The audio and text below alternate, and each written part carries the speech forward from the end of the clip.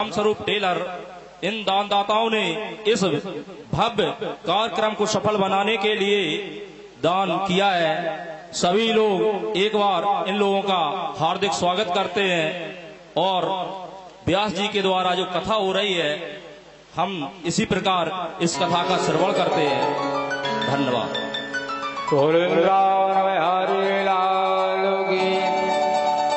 आज भीष्म पितामह ने जो भगवान से शब्दों के माध्यम से कहा है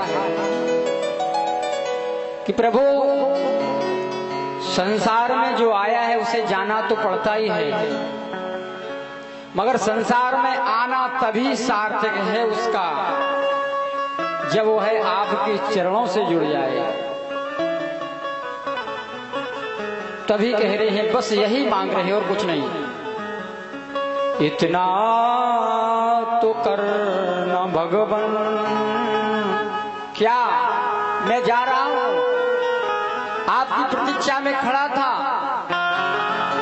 आप भी उत्तरायण है, क्योंकि उत्तरा के गर्भ से आपने जाकर के उसकी गर्भ की रक्षा की, उस गर्भ में प्रवेश की, तो आप स्वयं उत्तरायण हैं और सूर्य भी अब उत्तरायण हो चुके हैं।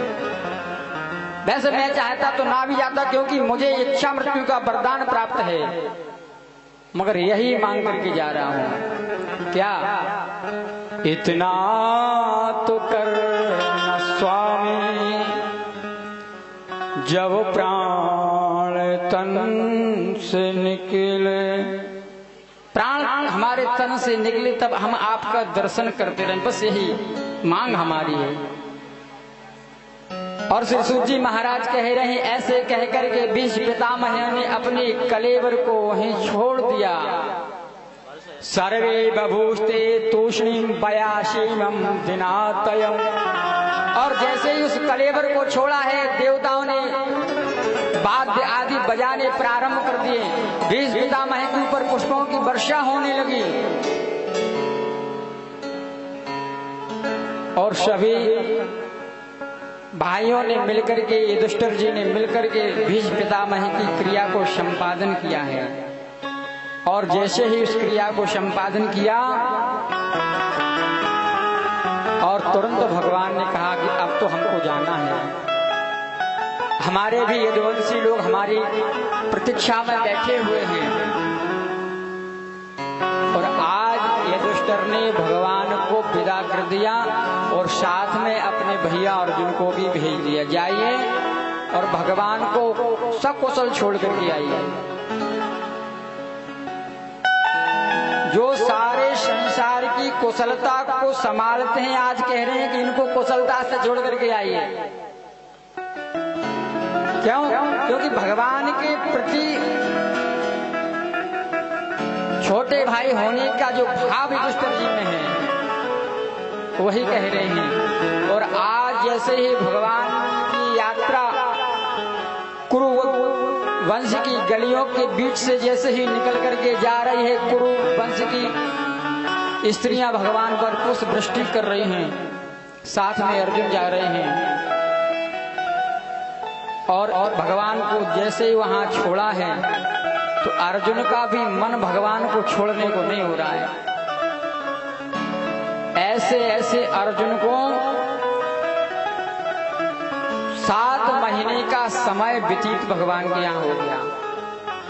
गता सप्तधुना मासा भीमा से नितवानुजा।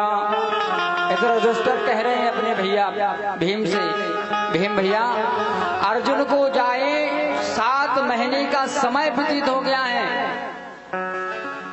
ना तो उनकी कोई खबर आई है और ना ही वो है लौट करके आए हैं। ऐसी चर्चा युधिष्ठिर जी महाराज कर ही रहे थे कि तब तक उन्होंने अर्जुन को आते हुए देखा।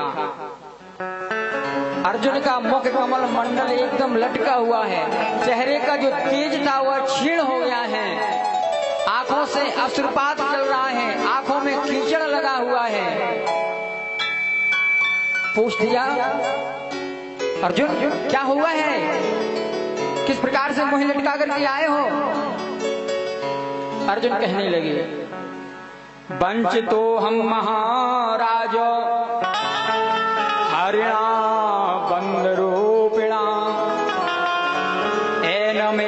तम तेजो देव विस्मय कारण। युधिष्ठिर ने पूछा कि तेजहीन होने का क्या कारण है? क्षत्रियों का तेज साधारण ही नहीं होता, कब होता है? यदि उसके द्वारा धोखे से भी किसी गाय की हत्या हो जाए, उसके द्वारा धोखे से भी किसी स्त्री की हत्या हो जाए, उसके द्वारा धोखे से किसी बाल हत्या हो जाए, और जो छोटे नन्हे से बच्चों को छोड़ करके स्वयं पहले भोजन पा लेते हैं, इस प्रकार से इन कर्मों को देखने के बाद, करने के बाद क्षत्रियों का तेज नष्ट होता है।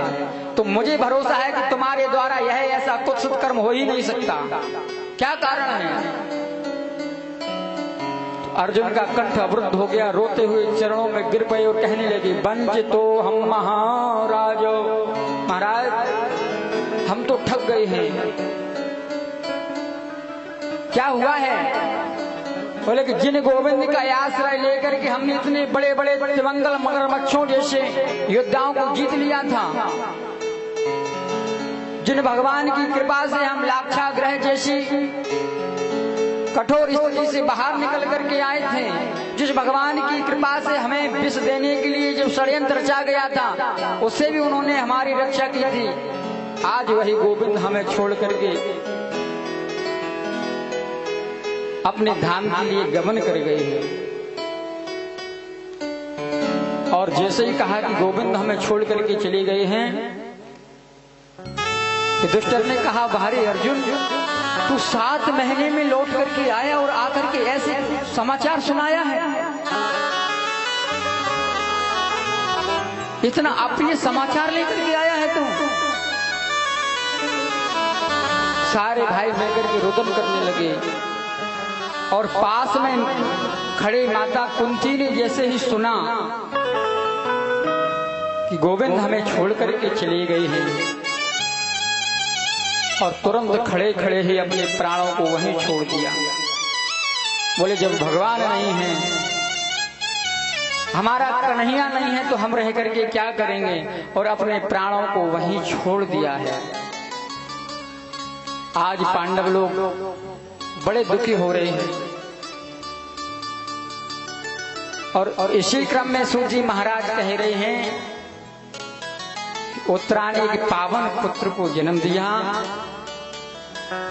और जैसे ही वह पुत्र का जन्म हुआ तो आकर के चारों दिशाओं में देख रहा है कि वो तो नहीं दिखाई दे रहा है जिसने हमारी उदर में रक्षा की है, हमें बचाया है।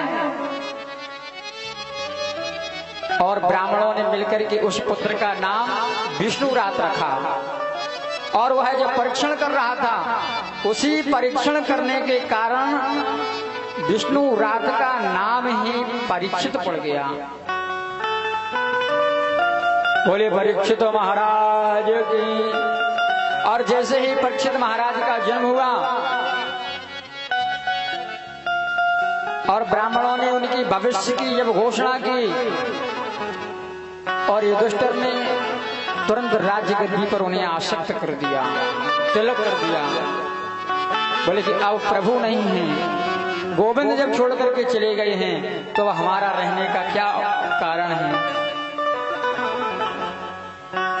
और अब परीक्षित को गद्दी पर प्रतिष्ठित करने के बाद में उनसे कहा, पुत्र यदि तुम्हारी शरण में एक बार शत्रु भी आ जाए तो एक बार उसे माफ कर देना। अधर्म के पथ पर यदि चलना चाहो तो गोविंद का सहारे के बिना कहीं नहीं आना, क्योंकि अधर्म का मार्ग यदि तय कराता है तो अधर्म के मार्ग से निकालने के लिए का जो हेतु है वह गोविंद है। और ऐसे कह करके तिलक कर दिया, और अपन 5 भाई साथ में द्रौपदी को लेकर के स्वर्गारोहण के लिए प्रस्थान कर गए। और आज महाराज परीक्षित अपने पितामह की गद्दी पर विभूषित हुए, और आज परीक्षित ने अपनी सेना को सजाया और भ्रमण करने के लिए कि हमारे पितामह का राज्य कैसा रहा है, कैसा चला है, यह जानने के लिए महाराज जा रहे हैं। महाराज की जय हो ऐसे जयकारे लगाते हुए महाराज के परिकर साथ में चल रहे हैं। पांडवों की यत तर्थ कीर्ति का वर्णन सुनते हुए जा रहे हैं, मगर जाते जाते रास्ते में देखते हैं मारोधीरम भद्र खलानाम मयसास्तरे। आगे जाकर के महाराज परीक्षित देखते हैं कि एक गाय और एक बैल आपस में खड़े होकर के रोदन कर रहे हैं। उस बैल के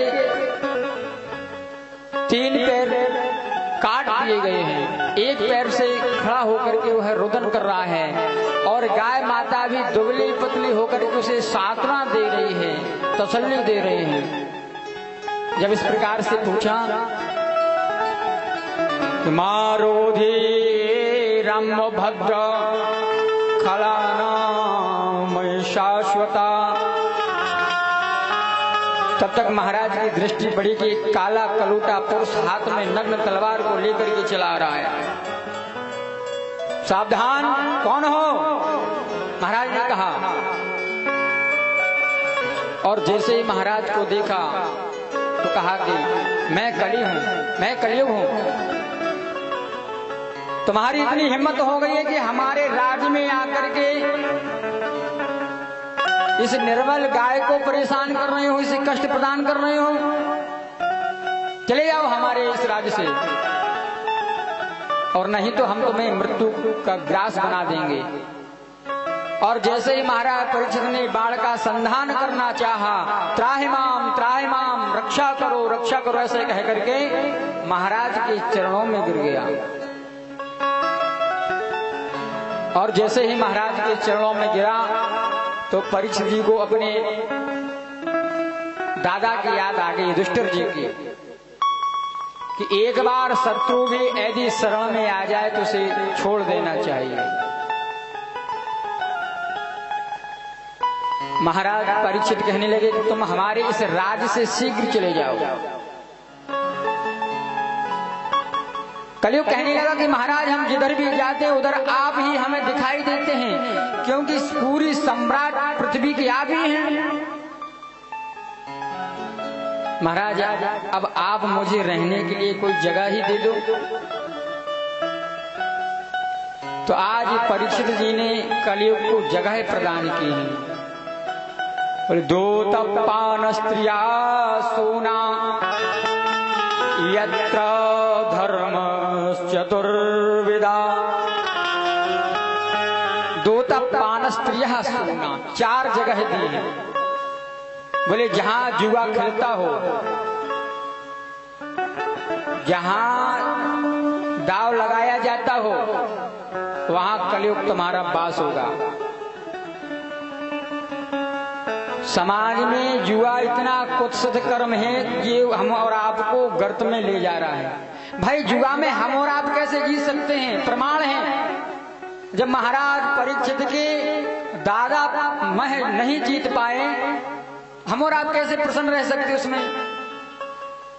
तो बोले दूत पाना श्रीहा सुना, जहां जुआ खेला जाता हो, जहां मदरा का पान किया जाता हो, जहां स्त्रियों के साथ में अन्याय किया जाता हो, उन्हें अपमानित किया जाता हो, उन्हें प्रताड़ित किया जाता हो, स्त्रियां सुना, और जहां हिंसा होती हो, इन 4 जगह में महाराज परीक्षित ने कलयुग को प्रतिष्ठित किया।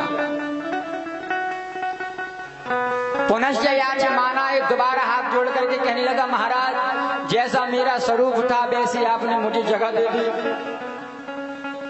थोड़ा ऐसा तो दो, थोड़ा सा मुझे लगे कि महाराज ने मुझे कुछ दिया है।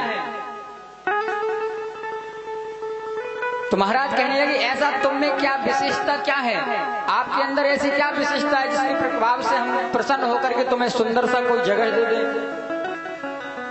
तो है विशेषता बता रहा है, यत फलम नास्ति तपसा न योगेन समाधिना तद फलम लभते सम्यक कलौ के सब कीर्तना। बोले यद फलम नास्ति तपसा, जो तपस्या के द्वारा प्राप्त नहीं हो सकता, जो योग और समाधियों से प्राप्त नहीं हो सकता, वह हमारे प्रभाव से प्राप्त हो जाएगा। कैसे? बोले हमारे योग में कलौ के सब कीर्तना, मात्र एक बार भगवान का स्मरण कर लेगा उसे भगवान की प्राप्ति हो जाएगी। जब इस प्रकार से कहा तो प्रसन्न हो गए और तुरंत उन्होंने दूसरा स्थान दे दिया। पुनश्चयाच मानाय जात रूप मदान्विता। बोले क्या चाहिए? बोले महाराज थोड़ा सा सोने में ही बास दे दो। तो स्वर्ण में कलयुग को प्रतिष्ठित महाराज परीक्षित ने कर दिया। अब कलयुग सोच रहा है कि जब तक महाराज की बुद्धि को भ्रमित नहीं करेंगे तब तक हमारा प्रभाव इस युग में बनने वाला नहीं है। तुरंत सूक्ष्म रूप बनाया और महाराज के मुकुट पर बैठ करके प्रविष्ट हो गया।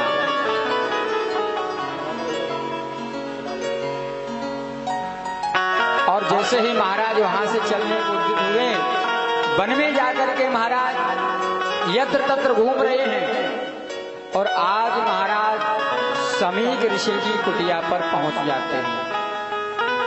और समीक ऋषि की कुटिया पे जाकर के महाराज जल की याचना करते हैं, पानी की याचना करते हैं, मगर समीक ऋषि ध्यान अवस्थित होने के कारण कोई जवाब नहीं देते, प्रत्युत्तर नहीं देते।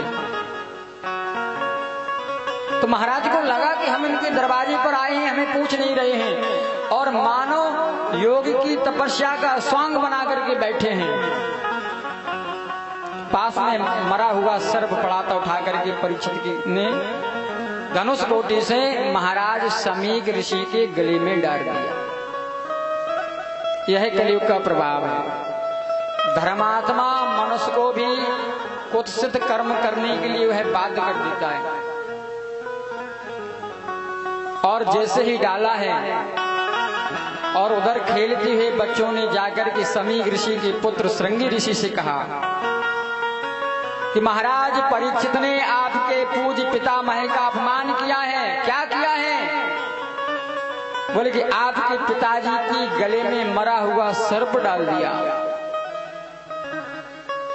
और जैसे ही कहा कि हमारे पिताजी की गले में मरा हुआ सर्प डाल दिया है, तुरंत क्रोधित हो गया और तुरंत कौशिकी नदी में जल में जाकर के प्रविष्ट हुआ, आचमन किया और महाराज परीक्षित को श्राप दे दिया। कौशिक्याय पशुप्रस्य बाग वज्र विसर्जहा इति लंघित मर्यादम तक्षका सप्तमे हनि। श्राप दे दिया। अरे कुलांगार, इस प्रकार से आप अधर्म के मार्ग पर प्रविष्ट होने लगे हो। राजा का तो दायित्व होता है कि प्रजा की रक्षा करें, और हम महात्मा मुनि जो जंगलों में वास करते हैं तो राजा के सहारे से किया करते हैं। दक्ष कुलांगारो, मेरा श्राप है कि आज से 7वें दिन महाराज परीक्षित को सर्प के द्वारा उनकी मृत्यु होगी। तक्षक नाग उनको आकर के डस लेगा। और जैसे ही श्राप दिया और दौड़ करके आकर देखा कि महाराज समीक ऋषि के गले में मृत सर्प पड़ा है, उतार करके पास में रखा और उच्च स्वर से रुदन करने लगा। और जैसे ही रुदन किया तो महाराज समीक ऋषि की समाधि खुली और देखा कि पुत्र रो रहा है। क्या बात है बेटा, क्या हुआ है? किसी ने क्या आपका अपमान कर दिया है? सारा का सारा विवरण महाराज समीक ऋषि के सामने श्रृंगी ऋषि ने वर्णित कर दिया। बोले महाराज परीक्षित ने आपके गले में मृत सर्प डाल दिया और मैंने उन्हें श्राप दे दिया है। क्या श्राप दे दिया है? कि 7वें दिन महाराज परीक्षित की सर्प के काटने से ही मृत्यु हो गई। जब इस प्रकार से कहा तो समीप ऋषि की आंखों में आंसू आ गए। बोले पुत्र, तुमने अच्छा नहीं किया। भाई वह राजा है, राजा भगवान का स्वरूप होता है। यदि हमारे दरवाजे पर आया था तो हमारा दायित्व बनता था उसकी हम सेवा करें। मगर तुमने जो श्राप दिया है, अब यह कलयुग में दोबारा महाराज परीक्षित जैसा राजा नहीं हो पाएगा। दुर्लभो वैष्णवो नारी, दुर्लभो विप्र वैष्णवा, दुर्लभो वैष्णवो राजा, प्रजा भाग्येन लभ्यते। इस कलयुग में वैष्णवी नारी दुर्लभ है। इस कलयुग में वैष्णव विप्र दुर्लभ है। इस कलयुग में वैष्णव राजा भी दुर्लभ है। कब प्राप्त होगा? बोले प्रजा भाग्येन लभ्यते। प्रजा के भाग्य से ही कोई शासक ऐसा बनता है जो धर्मात्मा होता है। नहीं, कलयुग में तो सारे के सारे कुत्सित कर्म करने वाले राजा होंगे। और तुरंत अपने एक शिष्य को बुलाया और कहा कि जाकर के महाराज परीक्षित से कहो कि उनके पुत्र ने 7वें दिन मरने का तुम्हें श्राप दिया है। और आज गौरमुख नाम के शिष्य ने जाकर के महाराज परीक्षित से कहा कि श्रृंगी ऋषि ने आपको श्राप दिया है, आप अपनी मुक्ति का कारण ढूंढ लीजिए।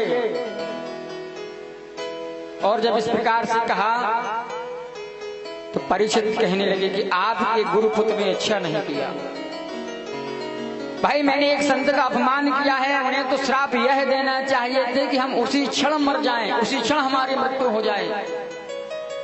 अब हम इस देह को 7 दिन तक नहीं रखना चाहते, मगर कर भी क्या सकते हैं।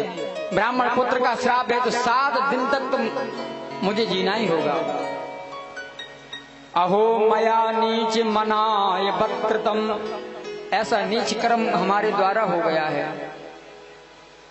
तुरंत अपना सारा साम्राज्य वैभव छोड़ करके अपने पुत्र जन्मेजय को गद्दी पर प्रतिष्ठित करने के बाद गंगा के पुलन पर हरिद्वार की पावन भूमि के नजदीक सुखताल में पधारे। और जैसे ऋषि मुनियों को यह ज्ञात हुआ कि महाराज परीक्षित को 7 दिन में मरने का श्राप प्राप्त हुआ है, तो अत्रि वशिष्ठ चमनस गौतमो आदि सभी देवता एकत्रित होने लगे। सभी से प्रश्न किया 7 दिन में मरने वालों का मोक्ष कैसे होगा। तो कोई भी वह निर्णय करने के लिए तैयार नहीं हुआ।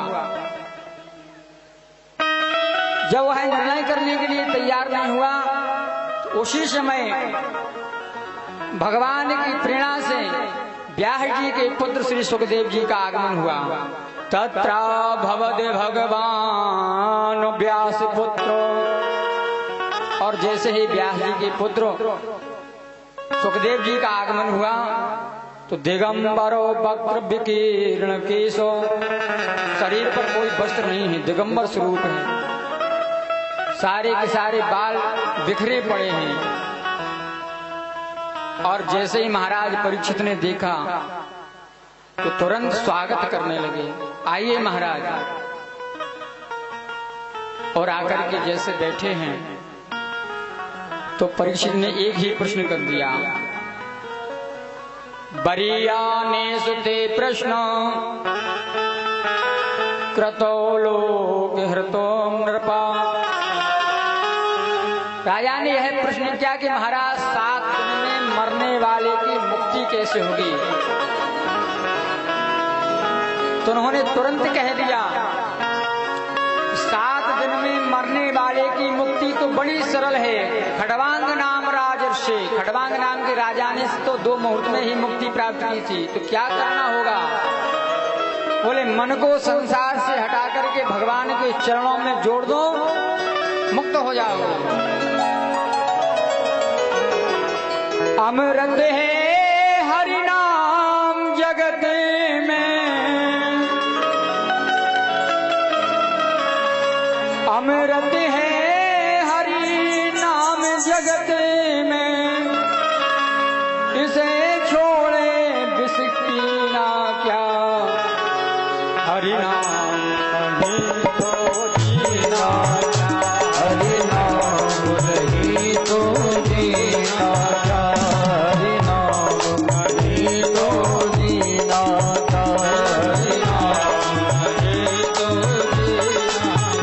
ओ अमृत है हरि नाम जगत में, अमृत है हरि नाम जगत में, अमृत है हरि नाम जगत में, अमृत है हरि नाम जगत में, इसे जोड़ विष पीना क्या, हरि नाम नहीं तो जीना क्या, हरि नाम नहीं तो जीना क्या, ओ हरि नाम नहीं तो जीना क्या, हरि नाम नहीं तो जीना।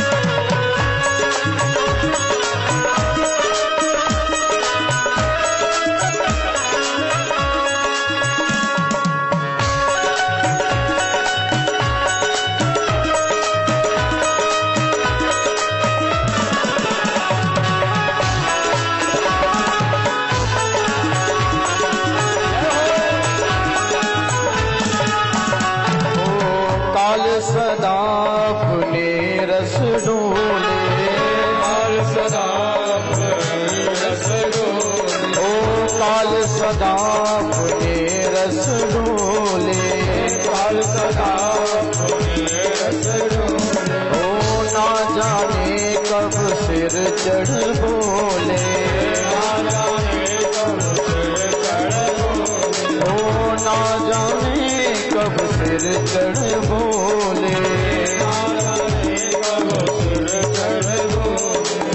हरि का नाम जपो निस्वासन, हरि का नाम जपो निस्वासन, हरि का नाम जपो निस्वासन, हरि का नाम जपो निस्वासन, अब इसमें बरस महीना क्या, हरि नाम नहीं तो जीना क्या, हरि नाम नहीं तो जीना, हरि नाम नहीं तो जीना क्या, हरि नाम नहीं तो जीना। ओ अमृत है हरि नाम जगत में, अमृत है हरि नाम जगत में, इसे छोड़ विष पीना क्या, हरि नाम नहीं तो जीना क्या, हरि नाम नहीं तो जीना, हरि नाम नहीं तो जीना क्या, हरि नाम नहीं तो जीना क्या।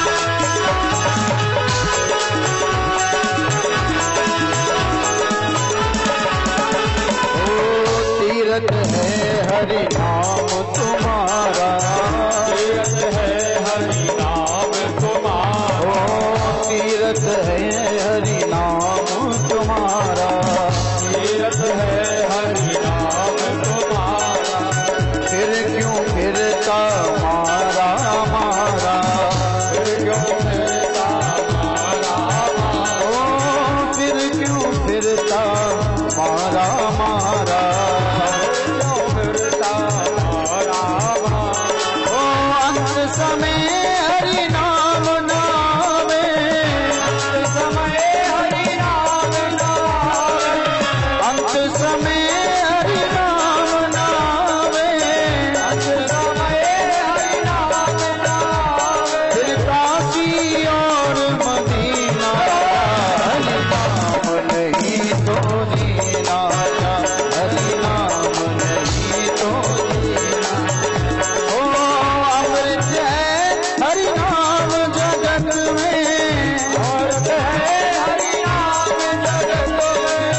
अमृत है हरि नाम जगत में, अमृत है हरि नाम जगत में, इसे जोड़ जीना क्या हरि नाम नहीं तो जीना क्या हरि नाम नहीं तो जीना।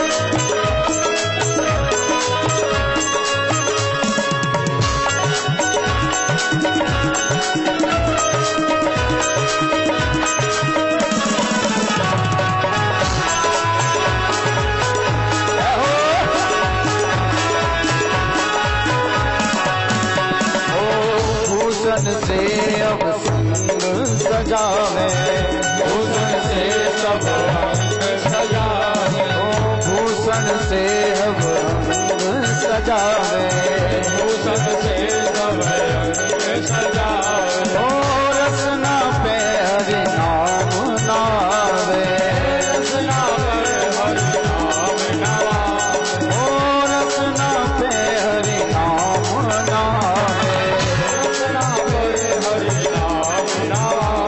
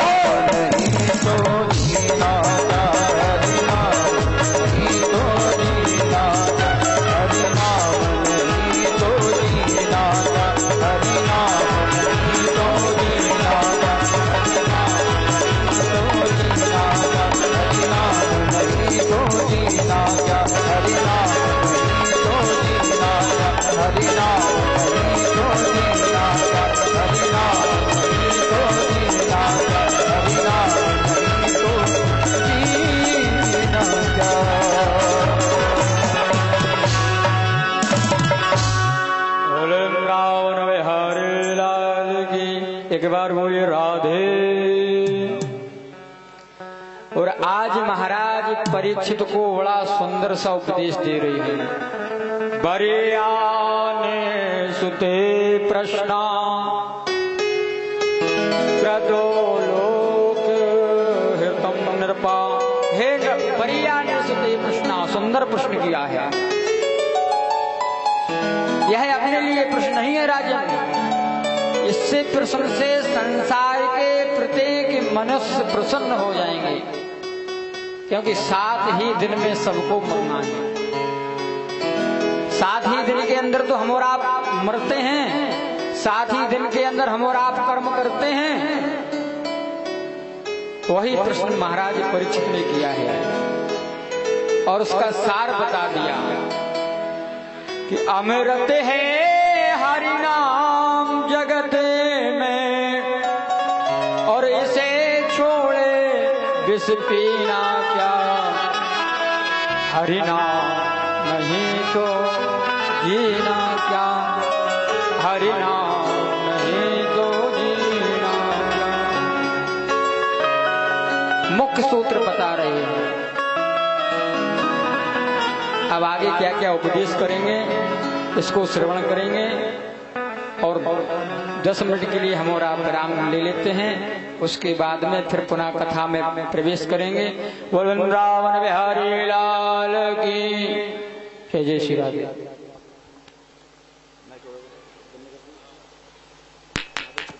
जय जय श्री राधे। राधे राधे। सभी माता बहनों से निवेदन है कि आप अगर भजन कीर्तन कुछ गाना चाहती हैं तो जो 5 मिनट का विश्राम हुआ है इसमें आप भगवान के भजन और कीर्तन गा लें और कुछ दानदाताओं की और सूची आई है। अगर आप लोग अभी व्यस्त न हो, भजन नहीं गाना चाहते हो, तो दानदाताओं की सूची सुन लें।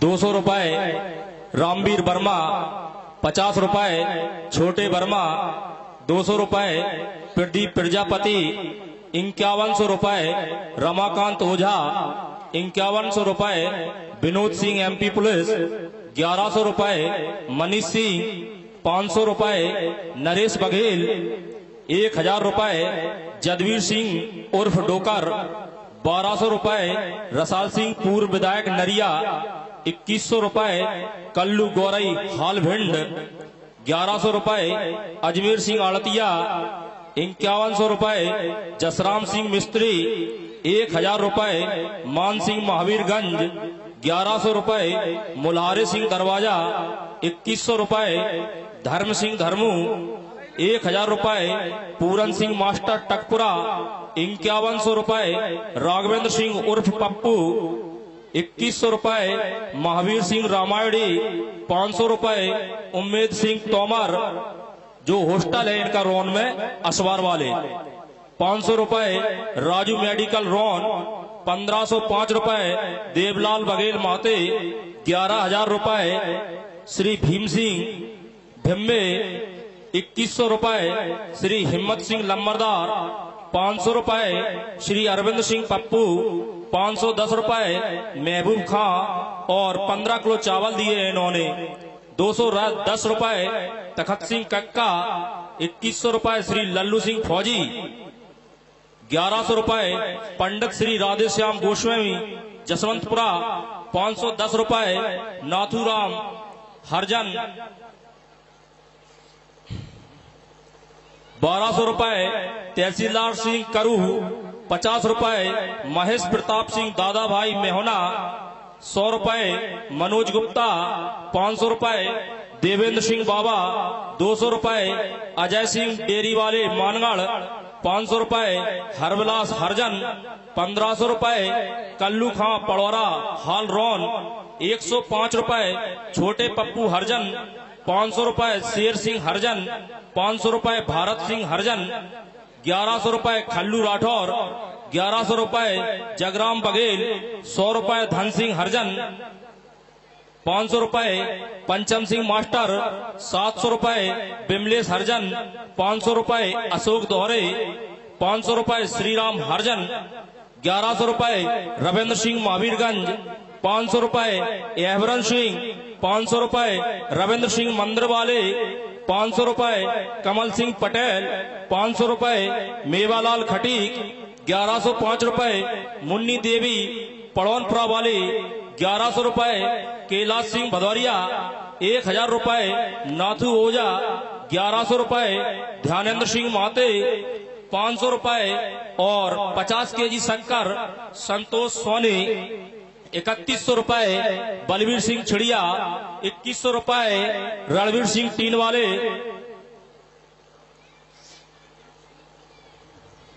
1100 रुपए गजेंद्र सिंह पप्पू माता मैया और सभी माता बहने। आज फिर भंडारे प्रसादी की व्यवस्था की गई है और यह हमको बड़ा सौभाग्य प्राप्त होता है कि कथाओं के बीच बीच में शाम को प्रसादी की व्यवस्था रहती है। आज का भंडारा सिद्ध बाबा और मसान बाबा की तरफ से दिया जा रहा है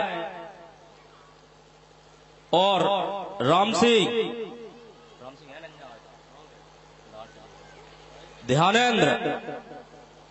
ध्यानेंद्र आप मेकअप रूम में पहुंचे हैं। ध्यानेंद्र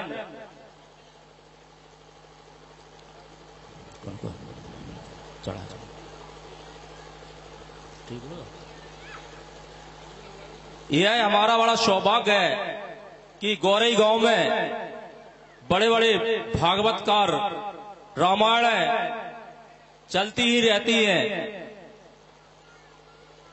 यह ऐसा होता है दान दाताओं के दान करने से।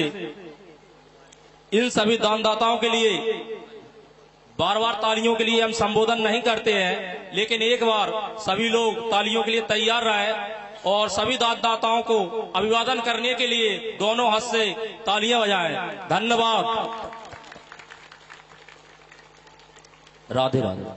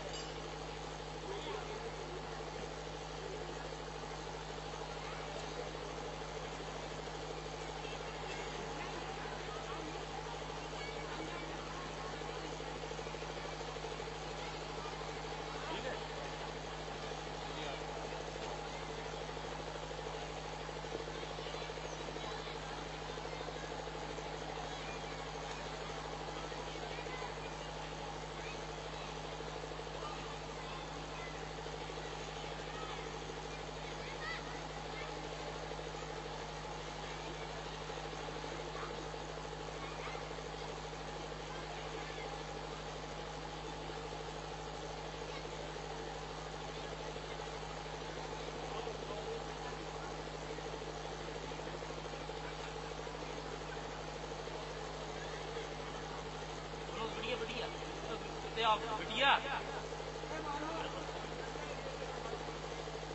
तो नाम नहीं लिखवाना।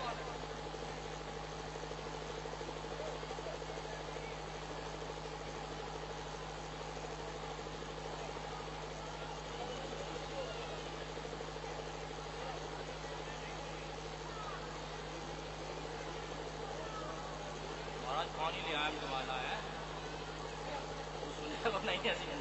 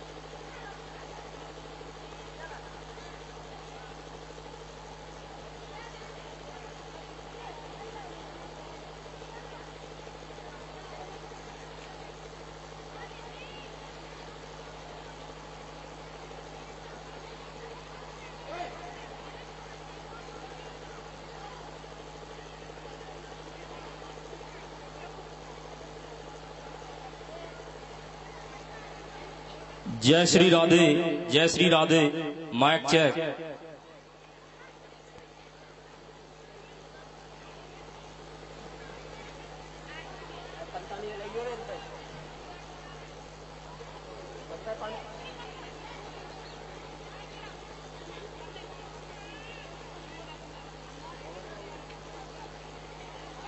आवाज आई थी?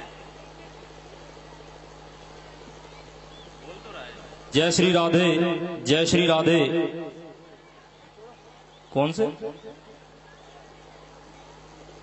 और वे सन्नी के घर पे अटिया पे लगे। ये वाले तो चालू है ना।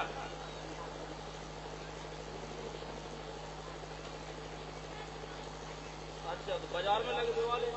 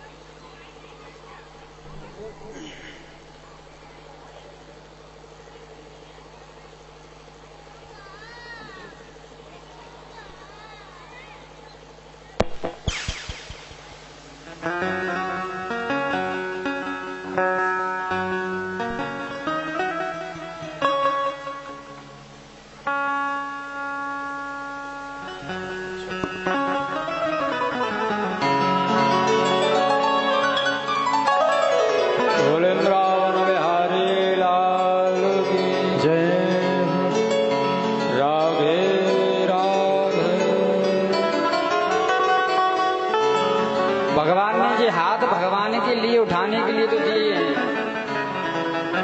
हम और आपका यह सौभाग्य है कि हम किसी भी सत्संग की भूमि पर जब जाते हैं तो कम से कम हाथ जोड़ करके भाई प्रणाम तो भगवान को कर लेते हैं। बहुत से लोगों के तो पास तो हाथ ही नहीं है, उठाएंगे कहाँ से। एक बार हाथ सभी लोग उठाएंगे, बोलिए राधे राधे।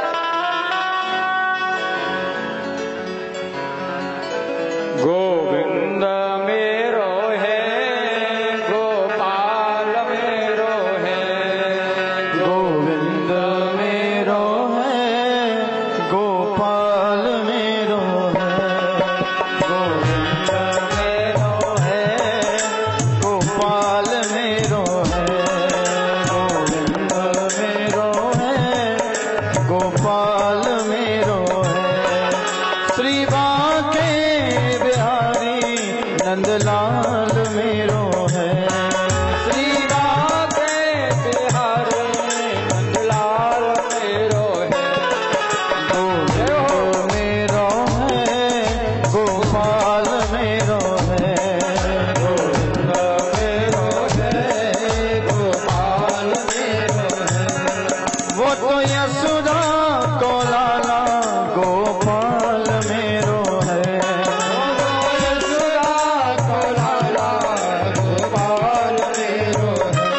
वो तो गाय चरैया नंदलाल मेरो है।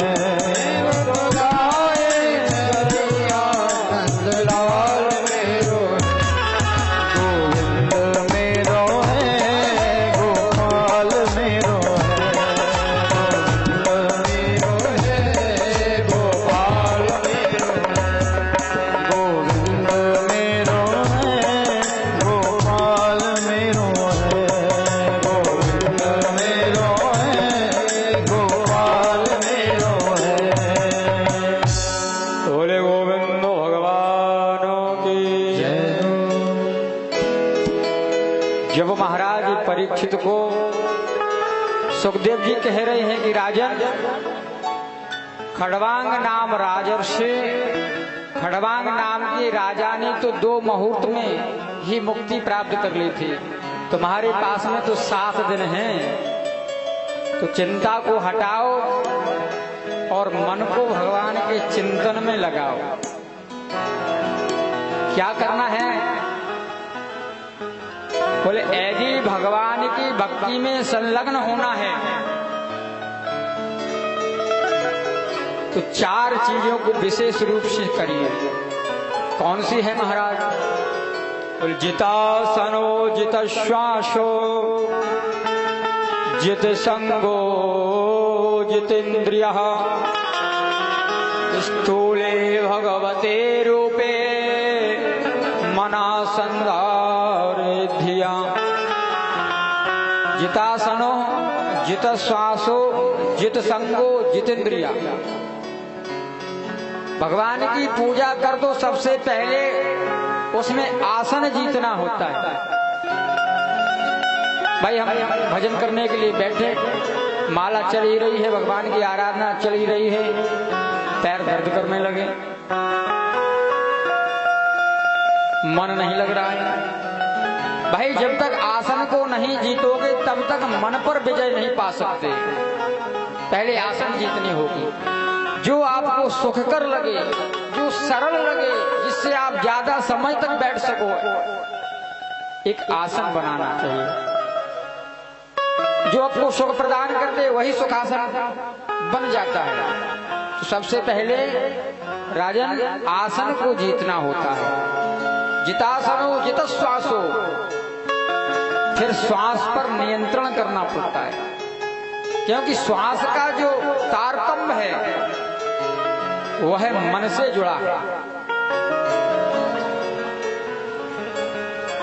तो प्राणायाम के माध्यम से सांस पर नियंत्रण करना सीखो। जितासन हो, जित श्वास हो, जित सबको, फिर संग जीतना चाहिए।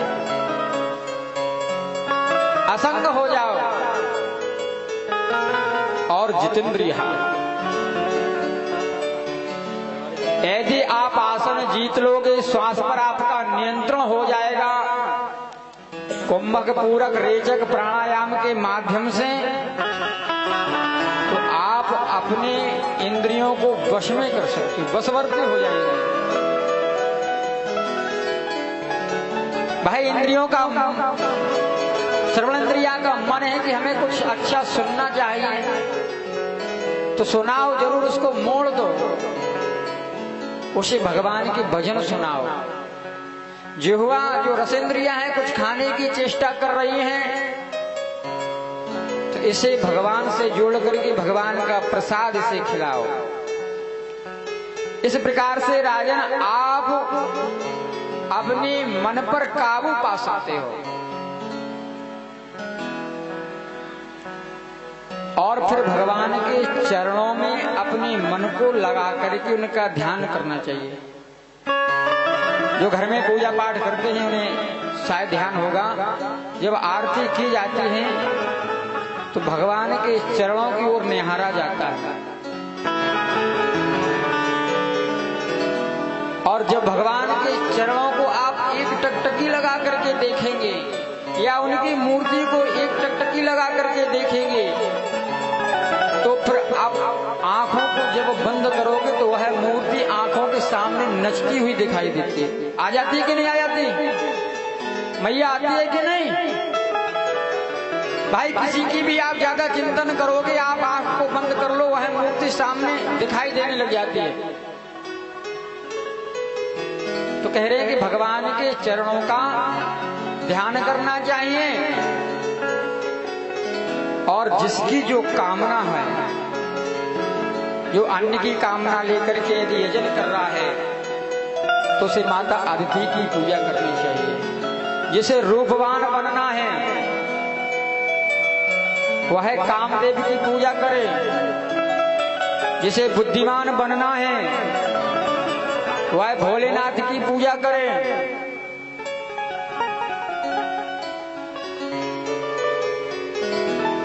और अकामो सर्व कामो वा, जिसे सब कुछ चाहिए वह भगवान के चरणों की उपासना उसे करना चाहिए।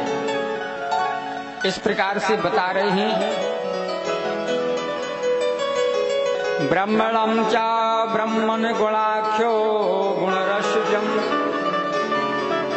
परिहस्यं समादृष्टाम् अपक्लवते परिस्थितो। तो राजन भगवान में जब मन लग जाएगा तो संसार से मन स्वतः ही छूट जाता है। अब परीक्षित ने पूछा कि प्रभु भगवान इस संसार को बनाते कैसे हैं? तो आज भगवान संसार कैसे बनाते हैं यह प्रश्न जब किया तो सुखदेव जी महाराज कहने लगे,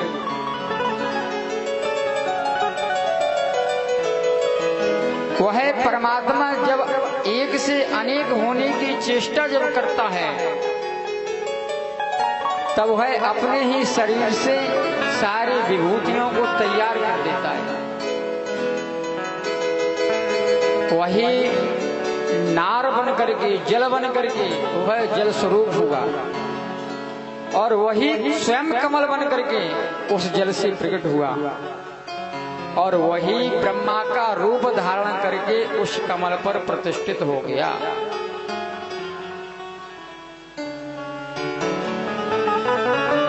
अब जैसे ही ब्रह्मा जी कमल पर उत्पन्न हुए तो चारों ओर ब्रह्मा जी के मुख हैं, 10 दिशाओं को देखने का सामर्थ्य उन्हें प्राप्त है, मगर वह यह नहीं समझ पा रहे हैं कि हम उत्पन्न कहां से हुए।